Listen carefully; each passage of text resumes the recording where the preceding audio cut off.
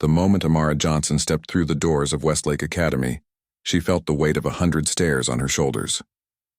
The prestigious STEM-focused high school was known for churning out future scientists and mathematicians. Its gleaming hallways lined with trophies and framed photos of past academic champions. What those frames didn't show was much diversity. Amara clutched her transfer paperwork tightly, her knuckles almost turning white. After 3 years at her previous school where she'd been the top math student, her mom had finally secured a better job that allowed them to move to this district. Westlake Academy was supposed to be her ticket to the top universities that could offer scholarships, the kind her single mother couldn't afford otherwise. New student? The secretary at the front desk barely looked up from her computer. Her tone suggested Amara was interrupting something important. Yes, ma'am. Amara Johnson. I'm starting today. She pushed her paperwork forward, trying to keep her voice steady. The secretary gave the documents a cursory glance. You're late. First period started 10 minutes ago. I'm sorry. The bus, room 203, advanced placement calculus. The secretary handed her a schedule and a map that looked more complicated than the subway system. Amara hurried through the hallways, her heart pounding. She'd fought hard to be placed in AP calculus rather than regular math. The counselor had tried to put her in the standard class despite her perfect scores at her old school, claiming she might feel more comfortable there. When she finally found room 203, she took a deep breath and opened the door. 25 pairs of eyes turned toward her. Among the sea of faces, she counted only 2 other students who looked like her.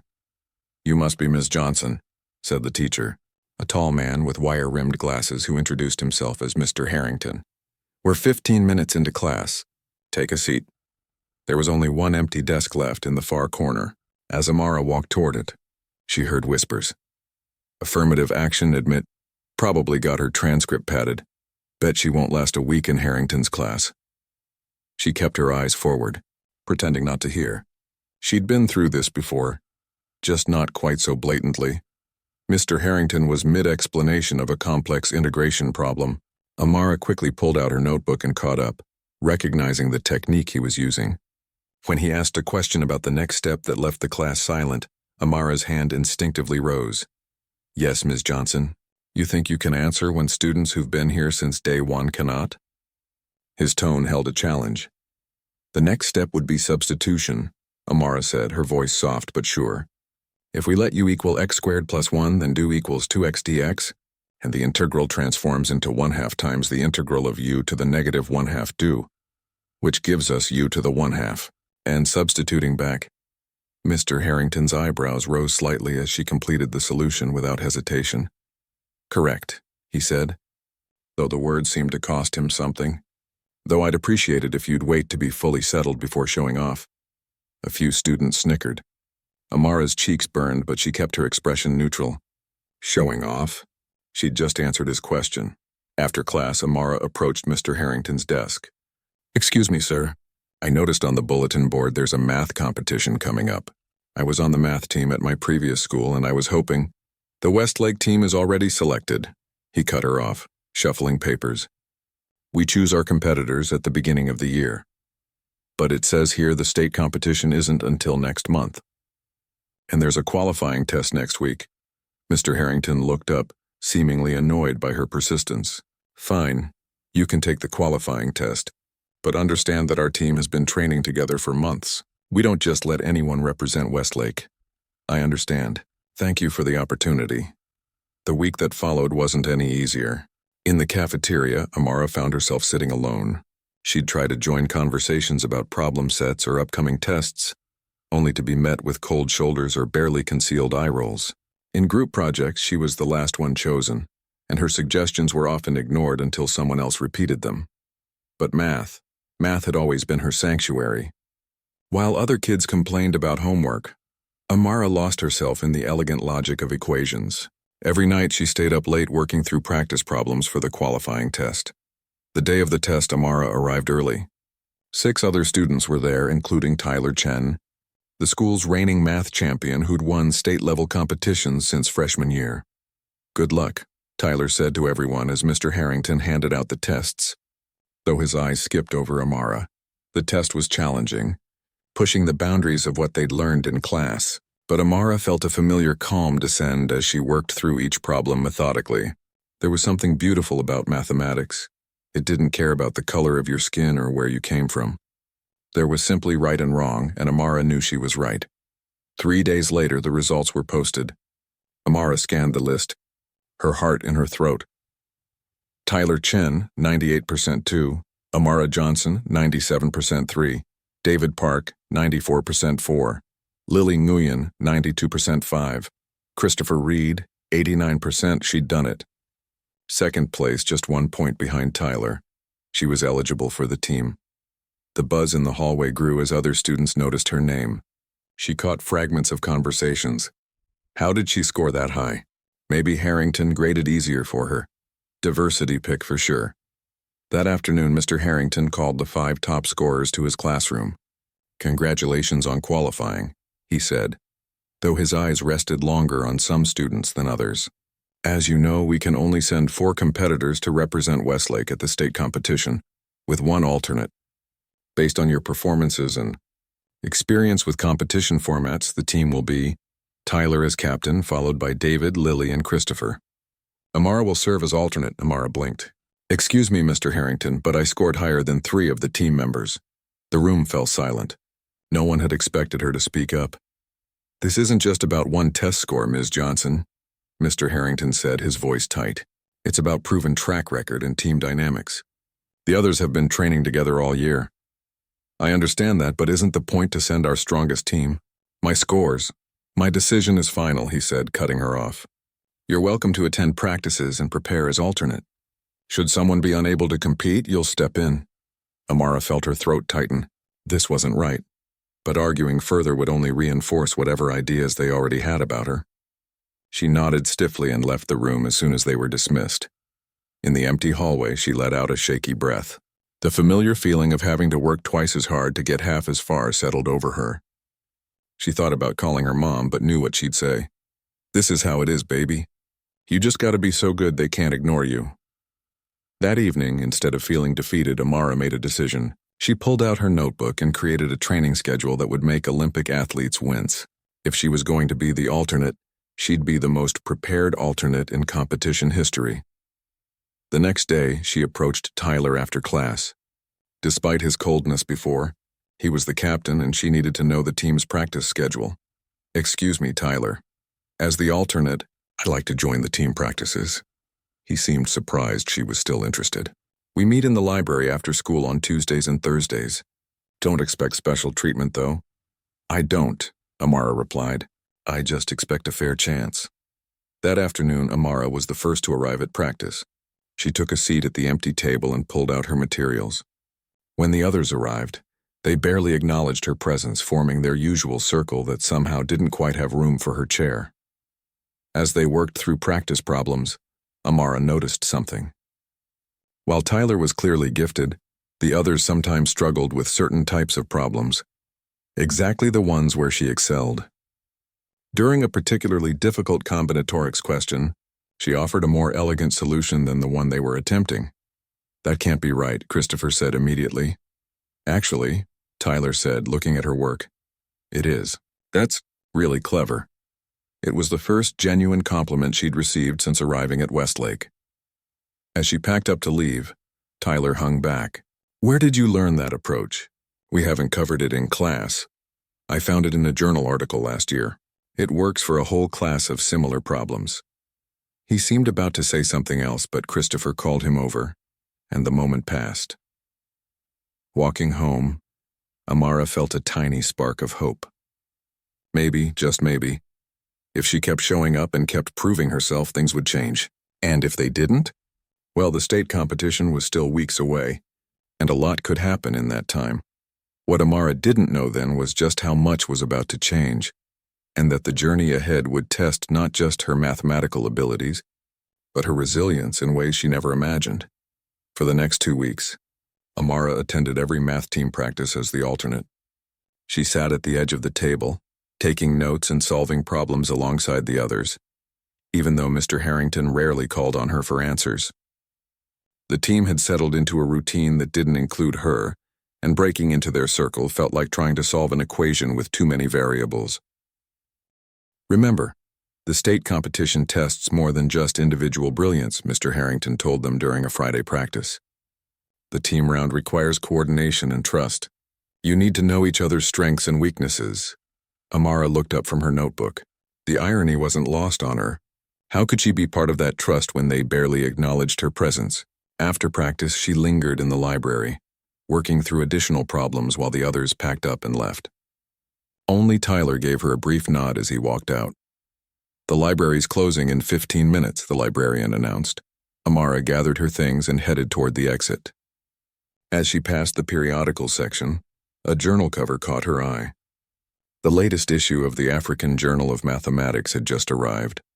She paused, remembering how her previous math teacher had introduced her to international mathematics journals, explaining that different cultures sometimes developed unique approaches to problem solving. On impulse, she checked out the journal and several others, adding them to her already heavy backpack. That night, Amara spread the journals across her small desk in the corner of the living room. Her mom worked late shifts at the hospital as a nurse, so the apartment was quiet except for the distant sounds of neighbors and occasional traffic. "What are you still doing up?" Her mother's voice startled her. Amara hadn't heard her come in. "Just studying, Mom." Her mother glanced at the clock, 11:30 p.m., and then at the journals and practice problems scattered across the desk. She sighed, setting down her purse and kicking off her shoes. Despite the late hour and her obvious fatigue, she came to stand behind Amara, resting a hand on her shoulder. "How's it going at that fancy school? Any better?" Amara hesitated. She downplayed the challenges in their previous conversations, not wanting to add to her mother's worries. "I made the math team," she said, which wasn't exactly a lie. "As an alternate." Her mother's eyes narrowed slightly. "Alternate? With your skills?" "The teacher says it's because I haven't been training with them all year." Her mother's tone spoke volumes. They both knew what often lay beneath such explanations. "And you're okay with that?" Amara turned the page of the journal in front of her. "For now. The state competition is next month. I'm going to be so prepared that if they need me, I'll be ready." Her mother squeezed her shoulder. "That's my girl. But don't forget what Grandma always said. You have to be twice as good to get half as far." Amara finished with a small smile. "I know, Mom. Get some sleep soon, okay? Being prepared also means being rested." After her mother went to bed, Amara returned to the journal from Ghana. An article caught her attention. A mathematician named Dr. Kwame Nyarko had published a paper on an unconventional approach to solving a certain class of complex equations. The method wasn't taught in American high schools, but it offered an elegant shortcut for problems that typically required lengthy calculations. Fascinated, Amara stayed up another hour, working through examples using Dr. Nyarko's method. By the time she finally went to bed, her mind was buzzing with possibilities. The next morning, Amara created a new study schedule. She would continue attending team practices, but she'd also carve out time for her own training. During lunch breaks, she'd work in the empty classroom of her sympathetic English teacher, Ms. Patel. After school, she'd spend an hour in the library before heading home.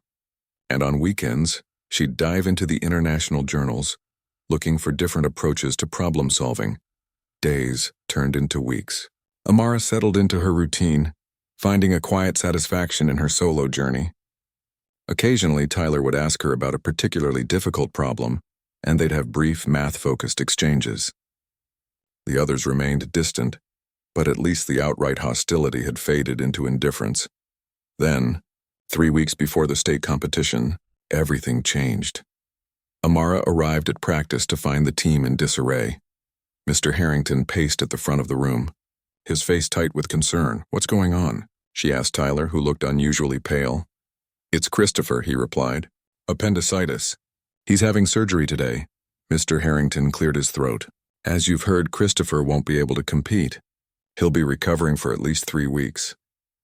His gaze reluctantly shifted to Amara. "Which means Ms. Johnson will be stepping in as our 4th team member." A heavy silence fell over the room. David and Lily exchanged glances.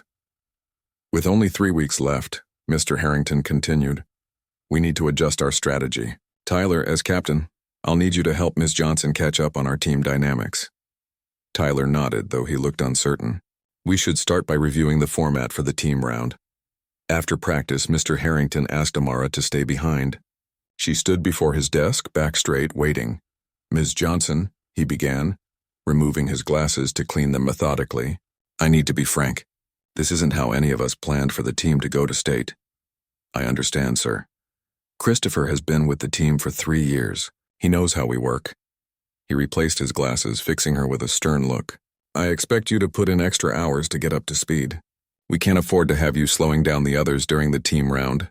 Amara bit back her first response. She wanted to point out that she'd been attending every practice, that she'd been studying more advanced material than what they covered, that her test scores spoke for themselves. Instead, she simply said, I won't let the team down, Mr. Harrington. His expression suggested he wasn't convinced. We'll see. The qualifying scores are one thing. Competition pressure is another entirely. As she turned to leave, he added, and Ms. Johnson, don't try to show off with unconventional approaches.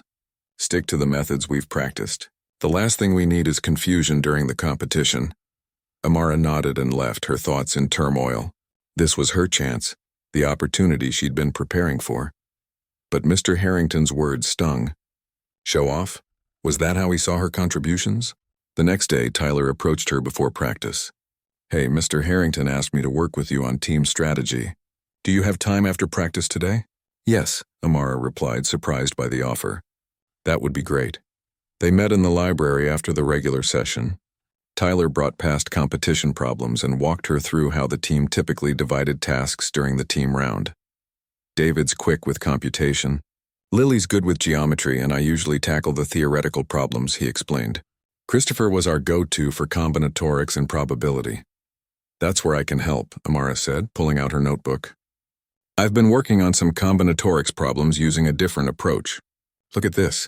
She showed him her work using Dr. Nyarko's method. Tyler studied it, his expression shifting from skepticism to interest. This is different, but it works. He looked up at her. Where did you learn this? From a mathematician in Ghana.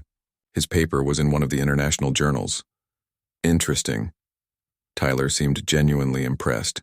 But Mr. Harrington won't like us deviating from the standard methods. Amara closed her notebook.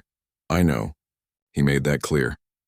Still, Tyler said thoughtfully, it might be good to have some alternative approaches in our back pocket, just in case. For the first time, Amara felt a small crack in the wall that had separated her from the team. The next 2 weeks were intense. The team practiced every day after school, with weekend sessions added as the competition drew closer. Slowly, Amara found her place in their rhythm. David and Lily were still reserved, but they'd stopped ignoring her suggestions entirely. One afternoon, as they tackled a particularly challenging set of problems, Lily turned to Amara. How did you solve the third one so quickly? I've been stuck for 10 minutes. Amara hesitated, remembering Mr. Harrington's warning, but he wasn't in the room at the moment.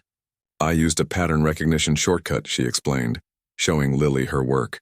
See how the sequence transforms if you look at it this way? Lily's eyes widened. That's clever. Can you show me more tricks like that? By the week before the competition, something had shifted. They weren't friends exactly, but they were becoming a team. Even David had grudgingly admitted that Amara's approach to certain problems saved them valuable time. The day before they were set to leave for the state competition, Mr. Harrington called for a final practice session. Tomorrow, you'll be representing Westlake Academy, he said solemnly. Our school has a reputation to maintain. We've placed in the top 3 for the past 5 years. His gaze lingered on Amara. I expect each of you to remember your training and stick to what we know works. As they packed up, Tyler pulled Amara aside. Hey, don't let him get to you. You're ready for this. Thanks, she said, surprised by his support. I hope so. That night, Amara couldn't sleep. She went over problems in her head, imagining different scenarios. What if she froze under pressure? What if she let the team down? What if Mr. Harrington was right and she wasn't ready? Her phone buzzed with a text from her mother, who was working another night shift. Get some sleep, baby. Remember what I always tell you? Amara smiled in the darkness. Twice as good to get half as far, she whispered. But maybe, just maybe, tomorrow would be different. The morning of the state mathematics competition arrived with a sky full of clouds that threatened rain. Amara woke before her alarm, her stomach tight with nerves. She'd barely slept, going over formulas and strategies in her head until the early hours. "Big day," her mother said, setting a plate of eggs and toast in front of her. For once, her mom had the morning off from the hospital. "You've worked hard for this." Amara pushed the food around her plate. "What if I mess up?" Her mother sat down across from her. "Look at me." When Amara raised her eyes, her mother continued, "You've earned your spot on that team whether they see it yet or not. Today isn't just about winning. It's about showing up as your full self." But Mr. Harrington said to stick to their methods and you'll use your judgment, her mother interrupted gently. "You know more than one way to solve a problem. That's your strength, not something to hide." Before leaving, Amara checked her backpack one last time.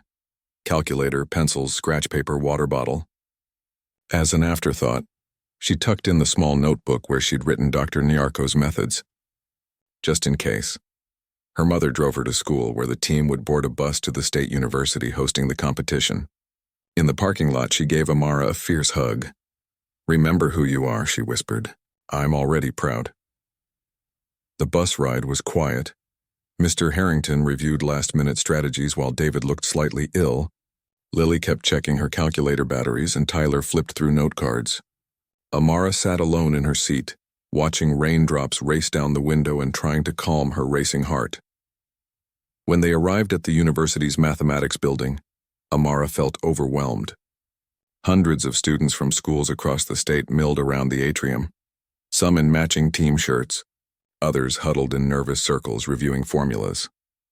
"Stay together," Mr. Harrington instructed as they moved through the crowd to the registration table. While he checked in the team, Amara looked around. The diversity, or lack thereof, was immediately apparent. Among the sea of competitors, she counted only a handful of faces that looked like hers. A familiar weight settled on her shoulders, the burden of representation. Today she wasn't just Amara Johnson. She was one of the few black girls in a space dominated by others. A younger girl with brown skin and braids similar to Amara's caught her eye from across the room. The girl, probably a middle schooler attending with her school, gave Amara a small wave and a big smile. Amara waved back, suddenly reminded why this mattered beyond just herself. "Individual round starts in 20 minutes, Mr. Harrington announced, returning with their competition packets. "Find your assigned rooms and remember your training. Top scores advance to the team round this afternoon." As they prepared to separate, Tyler surprised Amara with a fist bump. "You've got this," he said. Lily gave her a nervous smile, and even David nodded in her direction. Room 237 was already half full when Amara arrived. She found her assigned seat and arranged her materials precisely. Calculator to the right, pencils perfectly aligned, scratch paper stacked neatly. The familiar routine calmed her slightly. More students filed in, filling the room with whispered conversations and the sound of nervously tapping pencils. A tall boy sat next to her, glanced at her school badge, and did a double-take. "You're from Westlake?" he asked, sounding surprised.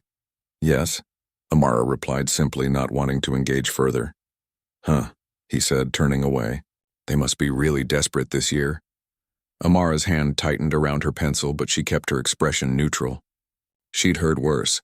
She wouldn't let him get to her. The proctor, a stern-looking woman with glasses, called for attention. "Welcome to the individual round of the state mathematics competition. You have 90 minutes to complete 15 problems of increasing difficulty. The top 20 individual scores will earn points for their schools and advance their teams to the final round. Begin when I say start." Amara took a deep breath as the test papers were distributed face down. "Start." She flipped over her test and immediately began skimming the problems. Strategy was key. Solve the easier ones first, then tackle the more challenging questions. The first 5 problems were straightforward calculus and algebra. Amara worked through them methodically, double-checking her answers before moving on. Problems 6 through 10 required more thought, but were still within the range of what they'd practiced. She was making good time, her initial nervousness fading as she immersed herself in the familiar world of mathematics. Then came problem 11, and Amara paused. It was a complex combinatorial problem involving probability distributions, exactly the type of question Christopher would have handled for the team. She started working through it using the standard approach they'd practiced, but quickly found herself going in circles around her. She could hear frustrated sighs and the furious scratching of pencils as other students struggled with the same problem. The tall boy next to her had crumpled his scratch paper and started fresh twice already. Amara glanced at the clock. 30 minutes left and she still had 5 problems to go. She couldn't afford to get stuck. Taking a deep breath, she pulled out her small notebook and flipped to her notes on Dr. Narco's method. Mr. Harrington's warning echoed in her head, but she pushed it aside. This wasn't about defying him. It was about using the best tool for the job. The Ghanaian mathematician's approach involved transforming the combinatorial problem into a different form, one that revealed patterns not immediately obvious in the original. Amara worked carefully through the transformation, her pencil moving with growing confidence as the elegant solution unfolded on her paper. With 15 minutes remaining, she had an answer that felt right. She quickly moved on to the final problems, completing them just as the proctor called, "Time." As she handed in her test, Amara caught the proctor looking at her paper with raised eyebrows. Had she done something wrong? But the woman simply nodded and added the test to her stack. In the hallway, Amara found Tyler waiting. "How'd it go?" he asked. "I think." "Good," Amara said cautiously. "That 11th problem, though. The combinatorial nightmare." Tyler groaned. "I barely finished it. Took me forever to find the pattern." "I tried something different," Amara admitted.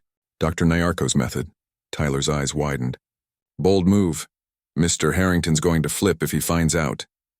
"Only if it's wrong," Amara pointed out. They found Lily and David in the cafeteria, comparing notes on the test. Lily looked relieved to see them. "Problem 11, she said immediately. "Did you get stuck too?" They compared approaches and Amara cautiously described her solution.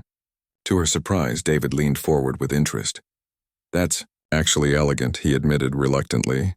"I wasted at least 20 minutes on the standard approach." Mr. Harrington joined them, looking tense. "How did it go?" They gave brief summaries, carefully avoiding mention of Amara's unconventional method for problem 11. He nodded, checking his watch. "Results will be posted in an hour. The top 20 individual scorers advance their teams to the final round. Get some lunch and rest. If we make it, the team round will be challenging." The hour passed agonizingly slowly. Amara picked at her sandwich, too nervous to eat much.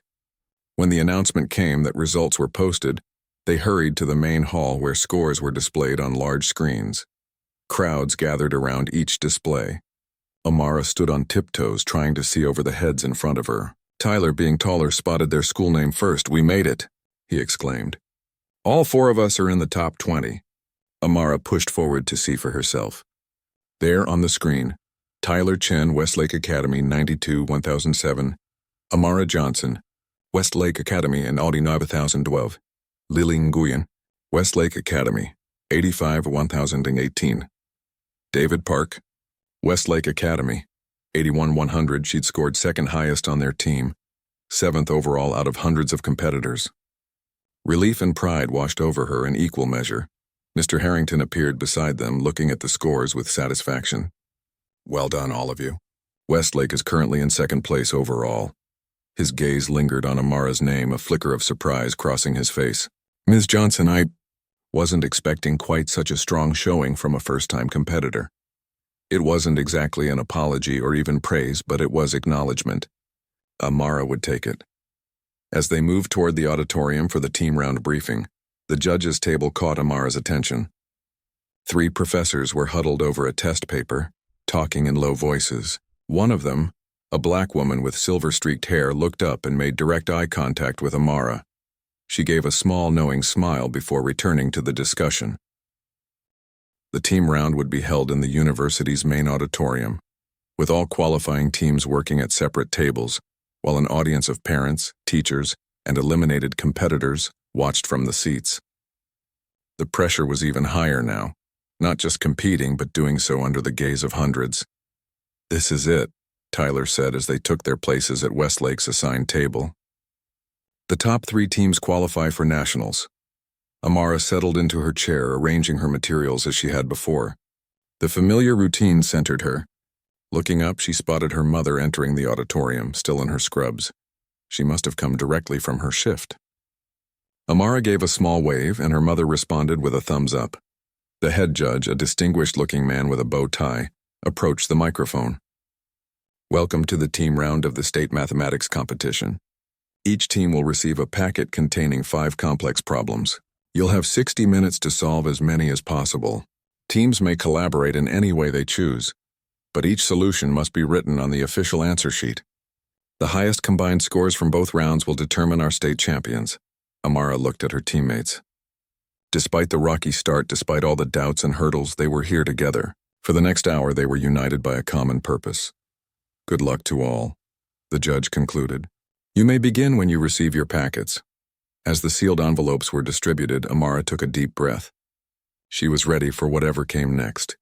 The sealed packet landed on their table with a soft thud. Tyler, as team captain, opened it and spread out the 5 problems. The auditorium hummed with the sound of hundreds of whispered conversations as teams across the room did the same. Okay, Tyler said, keeping his voice low.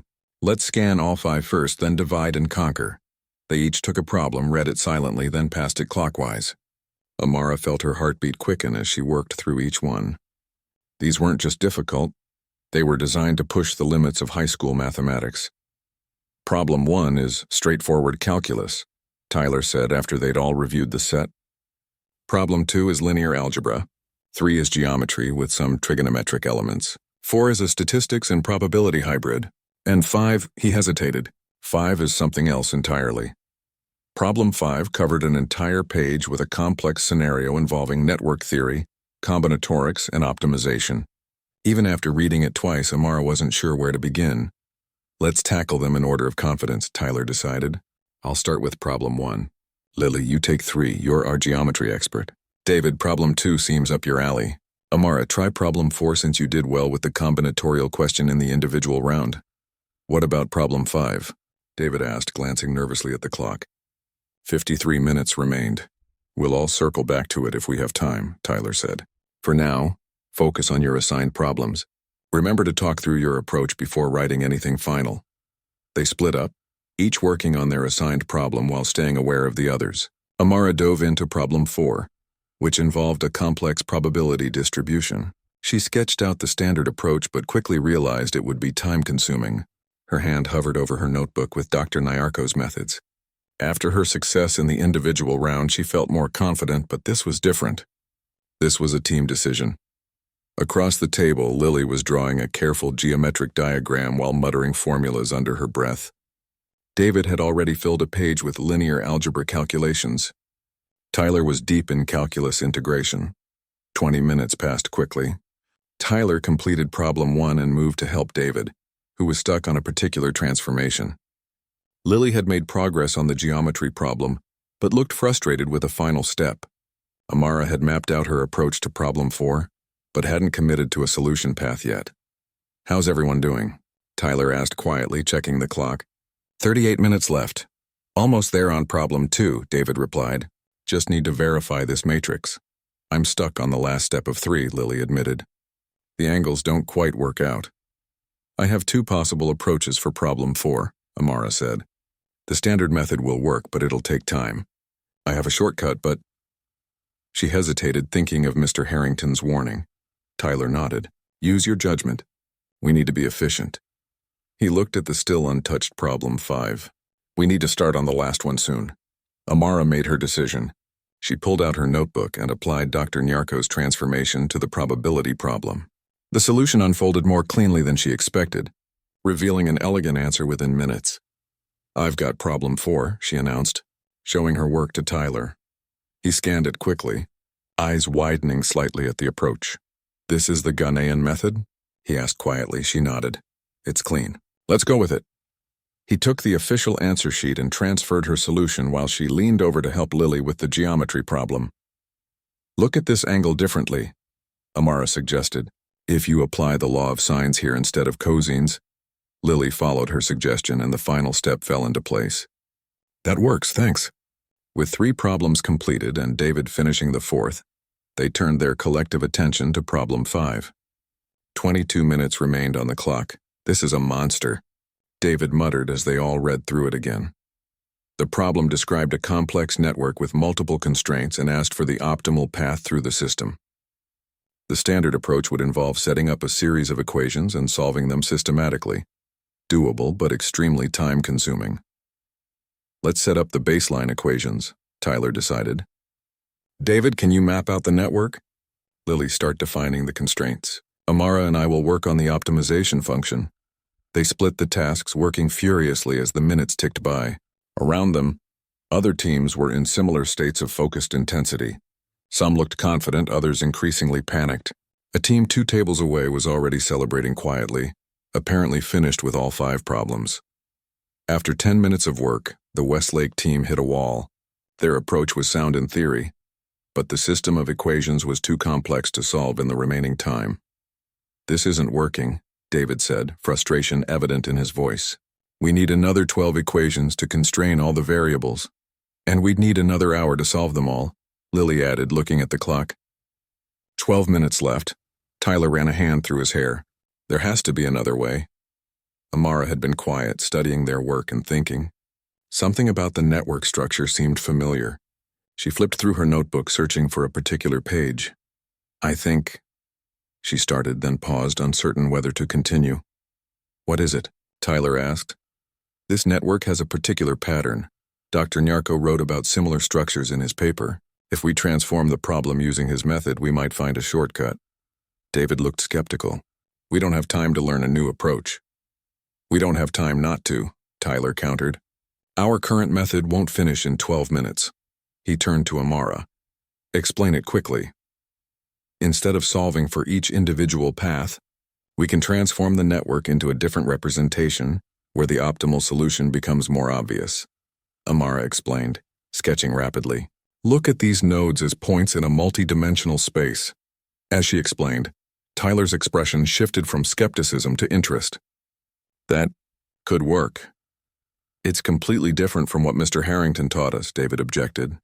Mr. Harrington isn't here solving this with us, Lily pointed out. We have 11 minutes left. What do we have to lose? Tyler made the call. Let's try Amara's approach. David, help her set up the transformation. Lily and I will work on simplifying the constraints for the new model.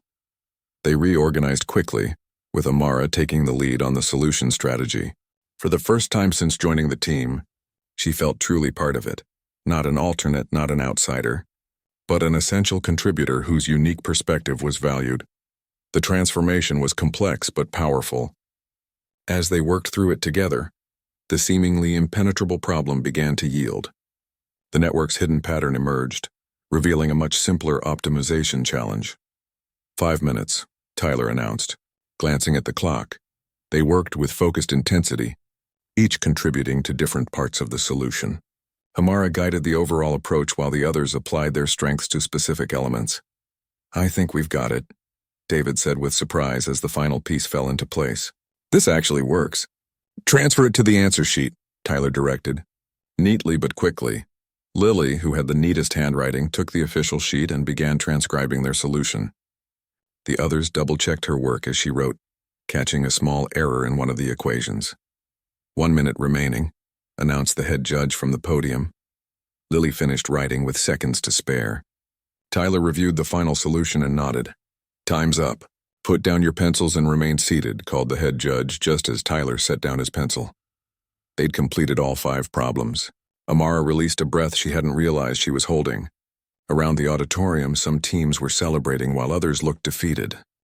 Did we really just solve that last problem using a method from Ghana? David asked, sounding both impressed and slightly dazed. We did, Amara confirmed. Mathematics is universal. Good ideas can come from anywhere. A judge came to collect their answer sheets. As they waited for all papers to be gathered, Tyler turned to Amara. That was incredible, he said quietly. I don't think we would have solved problem 5 without your approach. We wouldn't have solved any of them without working together, Amara replied. Each of us contributed something essential, Lily smiled. True, but that last problem was something else. Where did you learn to think like that? Before Amara could answer, Mr. Harrington appeared beside their table, looking anxious. How did it go? We completed all 5 problems, sir, Tyler reported. Using standard methods? Mr. Harrington asked, his eyes flicking to Amara. There was a brief tense silence. Then Tyler straightened in his chair. We used the best methods available to us, sir. As a team. Something shifted in Mr. Harrington's expression, surprise perhaps, or the beginning of respect. He nodded slowly. Well done, then. We'll know the results soon. The waiting was agonizing. Teams mingled in the auditorium while the judges deliberated in a separate room. Amara found her mother in the audience and joined her briefly. How'd it go, baby? Her mother asked, pulling her into a hug. Good, I think, Amara replied. Really good, actually. We worked together and solved all 5 problems. Her mother studied her face. Something's different. You look lighter. Amara thought about the team round, about how they'd listened to her, valued her contribution, and incorporated her approach into their solution. I think I finally found my place on the team. A commotion near the doors drew their attention. The judges were returning. Amara hurried back to join her teammates as everyone retook their seats. The head judge approached the microphone, holding a sheet of paper. The auditorium fell silent. After careful evaluation of both the individual and team rounds, we have our results. He cleared his throat. In 3rd place, advancing to the national competition, Bedford High School. Applause filled the room as the Bedford team rushed to the stage, beaming with pride. In 2nd place, Hamilton Academy. More applause as another team celebrated. Amara felt Tyler's hand grip her arm. This was it. Either they'd won 1st place, or they hadn't placed at all. And the state champions, with the highest combined score in both rounds, advancing to the national competition as our state representatives. The judge paused for dramatic effect, scanning the audience. Westlake Academy. The world seemed to slow down. Lily gasped. David's mouth fell open. Tyler leapt to his feet with a whoop of joy. Amara sat frozen, unable to believe what she'd just heard. We won, she whispered. We actually won. As they made their way to the stage amidst thunderous applause, Amara caught sight of her mother in the audience, tears streaming down her face as she clapped wildly. Beyond her, at the back of the auditorium, stood the young girl with braids who had waved at Amara earlier. She was jumping up and down, her face alight with excitement. In that moment, Amara understood that this victory wasn't just for her, or even just for her team. It was for everyone who had ever been told they didn't belong, who had to work twice as hard to get half as far. It was for that little girl with braids who now had proof that someone who looked like her could stand on this stage. Congratulations, Westlake, the head judge said, as he handed them the championship trophy. Your team demonstrated exceptional mathematical skill and creative problem-solving. We look forward to seeing you at nationals. As Tyler accepted the trophy and held it high, the 4 teammates huddled together in a moment of shared triumph. They weren't just a collection of individual mathematicians anymore. They were a team that had found strength in their differences and success through collaboration. And Amara Johnson, once the overlooked alternate, had been an essential part of making it happen. The bus ride back to Westlake Academy was nothing like the tense, silent journey to the competition. Laughter and excited chatter filled the air as the team relived every moment of their victory. The championship trophy sat on the front seat, catching the late afternoon sunlight through the windows. I still can't believe that transformation worked on problem 5, David said, shaking his head in amazement. When you first suggested it, I thought it was crazy. Sometimes crazy works, Tyler replied, grinning at Amara. Especially when it's crazy brilliant. Mr. Harrington, who had been unusually quiet, cleared his throat. Your performance today was unexpected. He paused, seeming to choose his words carefully. Particularly the approach to the final problem. I've never seen anything like it. Amara met his gaze steadily. It's a method developed by Dr. Kwame Nyarko from Ghana. I found his paper in an international mathematics journal. I see. Mr. Harrington adjusted his glasses. Perhaps our curriculum could benefit from a wider range of perspectives. It wasn't quite an apology, but coming from him, it felt like a significant concession. When they arrived back at school, they were surprised to find a small crowd waiting in the parking lot. The principal, several teachers, and a handful of students who had heard about their victory through social media. Someone had hastily made a banner reading, "Congratulations, Math Champions." Amara's mother stood off to the side, having driven directly from the competition. She beamed with pride as Amara stepped off the bus. The principal, Dr. Powell, stepped forward to shake each team member's hand. Extraordinary work, all of you. Westlake hasn't won the state championship in 5 years. As Tyler held up the trophy for photos, a local news reporter approached with a camera operator in tow. "Could I get a few words from the team about your victory today?" Over the next few minutes, each team member described their experience. When it was Amara's turn, the reporter asked, "As a new member of the team, how does it feel to have contributed to this win?" Amara thought carefully before answering. "It feels like proof that different perspectives make us stronger. We won because we combined our unique strengths and approaches. And what would you say to other students who might feel like outsiders in their own schools?" The question caught Amara off guard. She glanced at her mother, who gave her an encouraging nod. "I'd say that being different isn't a weakness, it's a strength.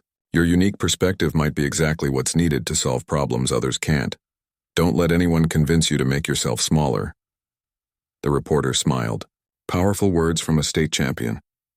Later that evening, as Amara and her mother walked into their apartment, exhaustion finally caught up with her. The emotional roller coaster of the day, from anxiety to triumph, had left her drained.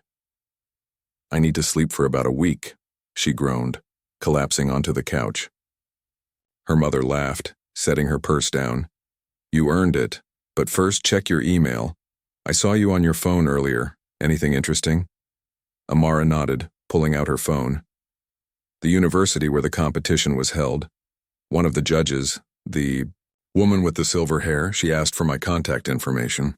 Said she wanted to send me something. "And did she?" Amara opened the email that had arrived during the bus ride home. As she read, her eyes widened. "Mom," she whispered. "She's offering me a place in their summer mathematics program for gifted students. It's usually only for college students, but she says my approach to Problem 5 showed exceptional creativity and mathematical maturity." Her mother sat beside her, reading over her shoulder. "Full scholarship," she noted, her voice thick with emotion. "Look at you, baby. Doors opening already." That night, Amara slept better than she had in weeks. The weight of constant proving herself temporarily lifted from her shoulders. The next Monday at school felt surreal. People who had never spoken to her now smiled and congratulated her in the hallways. A photo of the team holding the trophy had been added to the display case in the main hall.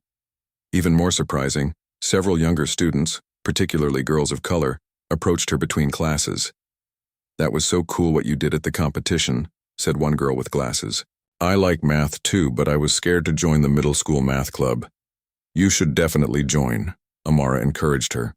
"The world needs your perspective." During lunch, Tyler found her in the cafeteria. "Hey, mind if I sit with you?" "Free. Country," Amara replied with a smile, sliding over to make room. He set down his tray and lowered his voice. "So, I've been thinking about what happened at the competition, the way your approach made such a difference. What about it?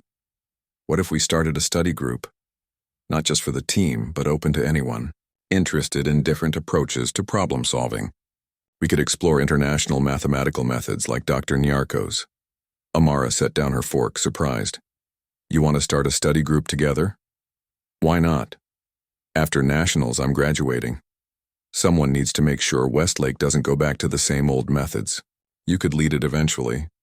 The idea was appealing, creating a space where different perspectives weren't just tolerated but valued. "I'd like that," she said. "But let's think bigger. What about a mentorship program for middle schoolers? Especially those who might not see themselves as math people yet." Tyler's face lit up. "That's even better. We could call it Diverse Equations." "Terrible name," Amara laughed. "But I love the concept." By the end of the week, they had a plan. With support from an unexpectedly enthusiastic Mr. Harrington, who seemed determined to prove he could change, they secured a classroom for weekly sessions and created flyers advertising their first meeting. The morning of the first session, Amara arrived early to arrange the room. She wrote "Welcome to Mathematics Without Borders" on the whiteboard, the name they'd eventually settled on after rejecting several of Tyler's increasingly horrible puns. She didn't expect many people to show up. Maybe the team, a few curious students, possibly one or two of the younger kids she'd spoken to. So when the door opened 15 minutes before the scheduled start, and students began streaming in, she was shocked. By the time they officially began, every seat was filled. The attendees were a diverse group, different grades, backgrounds, and levels of mathematical confidence. Among them was the girl with glasses who'd approached Amara earlier that week, now sitting in the front row with an open notebook. "Wow," Tyler whispered as they surveyed the room. "I think we touched a nerve." Amara nodded, suddenly nervous. "What if we can't deliver what they're hoping for?" "Then we'll figure it out together," he replied. "That's kind of the whole point, right?" Taking a deep breath, Amara stepped to the front of the room. "Welcome, everyone. We're here because we believe mathematics belongs to all of us, and that different perspectives make us stronger problem solvers." As the session progressed, Amara shared Dr. Nyarko's methods alongside other international approaches to mathematics. The students were engaged, asking questions and offering their own insights. It wasn't perfect. Some concepts needed more explanation, and they ran out of time before covering everything. But the energy in the room was undeniable. Afterward, the girl with glasses approached Amara. "That was amazing. I actually understood the combinatorial problems when you explained them that way." "Will you come back next week?" Amara asked. "Definitely. I'm bringing friends too." In the weeks that followed, Mathematics Without Borders grew beyond anything Amara had imagined. Their core group expanded to include students from all grades, and they began planning outreach to nearby middle schools. Mr. Harrington, to everyone's surprise, became one of their strongest advocates. "The world of mathematics is changing," he told the principal in Amara's presence. "If Westlake wants to stay competitive, we need to embrace different approaches. Ms. Johnson and her initiative are leading the way." As the national competition approached, the team trained harder than ever, now incorporating a variety of problem-solving methods into their strategy. But for Amara, the competition itself had become almost secondary to the movement they were building. One afternoon, as she was tutoring a group of middle school students who had joined their program, she received an email that made her freeze in disbelief. "Everything okay?" Tyler asked, noticing her expression. "It's from Dr. Nyarko," she whispered. "The mathematician from Ghana. I sent him an email after the state competition, telling him how his method helped us win. I never expected him to reply." "What does he say?" Amara read aloud. "Dear Ms. Johnson, thank you for your message, which filled me with joy. Mathematics thrives when diverse minds approach problems in unique ways. Your story reinforces my belief that we must build bridges between mathematical traditions worldwide. I would be honored to speak to your Mathematics Without Borders group via video call and share more about African mathematical traditions." Tyler grinned. "See? You're already building international connections." On a warm spring afternoon, 6 months after that first difficult day at Westlake, Amara stood at the back of the auditorium watching a middle school mathematics competition. The participants included many students from their mentorship program, including the girl with glasses who now proudly captained her school team. "They look confident," her mother commented, standing beside her. "They are confident," Amara replied. "They know their perspectives matter." As she watched the young competitors tackle problems with creativity and enthusiasm, Amara reflected on how much had changed. What had begun as her personal struggle to be recognized had evolved into something much larger, a movement to transform how mathematics was taught and who felt welcome in those spaces. The trophy from the state competition still stood in Westlake's display case, soon to be joined by whatever result they achieved at nationals. But Amara now understood that the real victory wasn't the trophy itself. It was in the doors that had opened, not just for her, but for every student who now believed that their unique approach to problem-solving deserved to be heard. Sometimes being twice as good to get half as far meant creating a new path altogether, one that others could follow.